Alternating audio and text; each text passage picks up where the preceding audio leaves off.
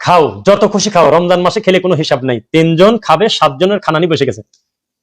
কে এই বুদ্ধি দিয়েছে আল্লাহ জানে। সারাদিন সিয়াম রেখে ও মনে করতেছে যে আমার সামনে যে খানাগুলো আছে মনে হয় আমি মুহূর্তের ভিতরে শেষ করে দেবো।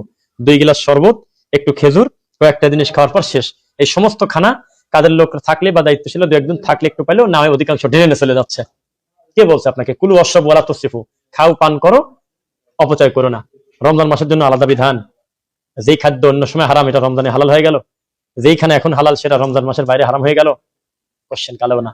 আপনি সাধ্যের বাইরে জুলুম করলেন কেন? আপনি কেন অপচয় করবেন খাদ্য? এই সমপরিমাণ খাদ্য হলে 5 জন ক্ষুধার্ত মানুষের পেটে খাবার হতো, আপনি এগুলো নিয়ে বসে গেছেন। বলেন আমি মিথ্যা বলছি?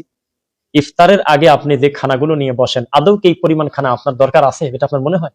এই অতিরিক্ত খানাগুলো কি করেন? অধিকাংশ শুকে যায়, অধিকাংশ নষ্ট হয়ে যায়, একটার সঙ্গে একটা মিশ্রণ করে গেলে ওটা পরবর্তীতে খাওয়া যায় না, তখন পলিথিনে বেঁধে ড্রেনে ফেলে দেন। কে বলছে আপনাকে এই নীতি অবলম্বন করতে? এত খাবেন কেন? ইফতার করবেন স্বাস্থ্যসম্মত খাবার দিয়ে, রাসূলের সুন্নাহ পদ্ধতিতে ইফতার করবেন, মাগরিবের সালাত আদায় করবেন, হালকা কিছু খাবেন, ভালো খাবার, দেখবেন ইনশাআল্লাহ কোনো কষ্ট নাই।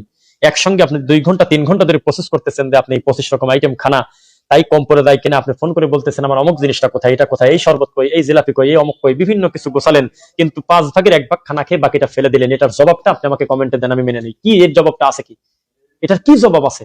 যে আমি এই যে চোখের সামনে দৃশ্যমান হালাল খানা, আমি ভালো ভালো খাদ্য অথবা যে খাদ্যই হোক আমি অপচয় করে দিলাম, এগুলো আমি খাবো না, অথচ আমি জুলুম করে 10 জনের খাবার নিয়ে নিছে 3 জন। এটা কোন ব্যাখ্যা আপনি জায়েজ করবেন? উপায় আছে?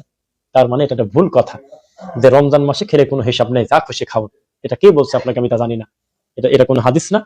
কোরআন হাদিস অনুযায়ী আপনি চলবেন। অপচয় সারা জীবনই অপচয়, অপচয় সকাল সন্ধ্যা রাত নাই, সবসময় অপচয়। অপচয় থেকে বেঁচে থাকবেন। আল্লাহ সুবহানাহু ওয়া তাআলা আমাদেরকে কোরআন এবং সহিহ হাদিস অনুযায়ী চলার তৌফিক দিন। আল্লাহুম্মা আমিন।